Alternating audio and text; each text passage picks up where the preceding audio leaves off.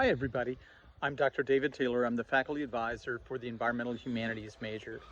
The Environmental Humanities major focuses on the humanities sides of the questions as it relates to environmental concerns, sustainability, and engagement of the community. We look at everything from the arts to the social sciences to history and philosophy. The kind of work that most of the majors find has to do with organization, management, and community outreach. Sometimes this is on the science side and sometimes on the arts side. There's multiple ways to get people involved in helping our environment. The students actually at Stony Brook tend to be involved in a number of groups. One of them is the Sierra Club at Stony Brook. I'm the faculty advisor for that group, but there's also the Environmental Club, the Marine Club, as well as and the Atmospheric Club. Um, I think of the major as one of these where the more you do internships and the more you're engaged in multiple kinds of work prior to graduation, the more you understand where you want to apply the skills you have. These may be in media, in writing, in contextualizing science, and also in engaging the community and making their place better. Being in environmental humanities has introduced me to the Sierra Club. The Sierra Club is an environmental group that focuses mostly on group activities. They have camping trips upstate, hiking trips, campus cleanups, and I've even gone on a rock climbing trip with them. My environmental humanities experience and the knowledge that I've taken from the classes that I've been in have actually allowed me to become a teacher in the summer for children at Quag Wildlife Refuge. With this knowledge, I'm able to teach kids about ecology, local flora and fauna, and even environmental history and the Pine Barrens. If it wasn't for the knowledge from these different environmental subjects that I've taken, I'm not sure that I would have been able to get the position at Quag, and that's something I was really striving for. I think environmental humanities really helped me because I can look at environmentalism through many different lenses. Like I said, you can look at it through environmental history, environmental politics, history of the Pine Barrens, and so many other classes. My name is Megan, and I am an Environmental Humanities major here at Stony Brook.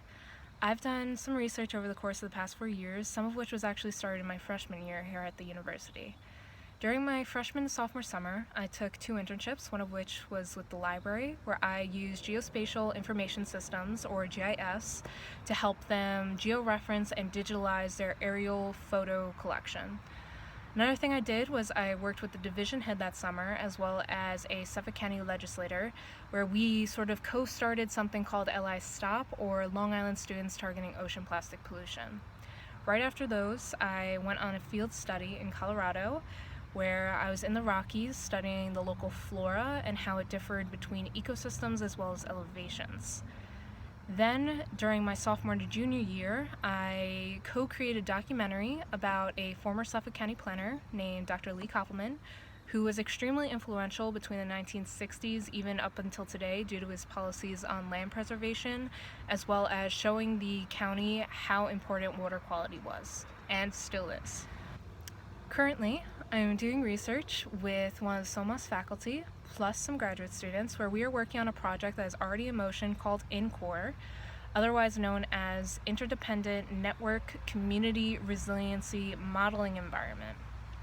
That program helps communities determine, and will help communities determine, how they can build resiliency based on the type of disasters, natural disasters, that occur in their region. Before that, I was working on research about resiliency bonds, which is a relatively new type of insurance-linked security that can be used to help fund projects to build resiliency in a community before a disaster strikes. So there are quite a few different research opportunities that you can take here at the university, and I hope this helps you learn the span of what's available. Hi, my name is Robert Tucholski. I'm an Environmental Humanities major at Stony Brook University. I have to say one of my favorite courses that I took at Stony Brook was Introduction to Environmental Humanities. It was my favorite because that's where I realized that I wanted Environmental Humanities to be my major because of the different ranges of different disciplines that we really learned about. Everything from oceanography, literature, history, environmentalism was all involved with this major. And I thought that was really interesting that it had so many different aspects of it all. It was also one of my favorite courses just because we had to study a square meter on the ground somewhere on campus. And after a month or two of us writing about this plants that were growing there, the insects going by, the weather that we experienced while we were visiting the spot, the landscapers came by and destroyed everything that we were studying. So we made a presentation that was basically a funeral for our square meter. And Dr. Taylor really liked the idea of it all, and it was always an interesting class to go to. It was an interesting part of a final project that I had to go write about this square meter on the ground. And Dr. Taylor always knows how to make every piece of literature very interesting. Everything was up for a debate. He really was a great professor, and I'm very happy that I chose environmental humanities as my major at Stony Brook University.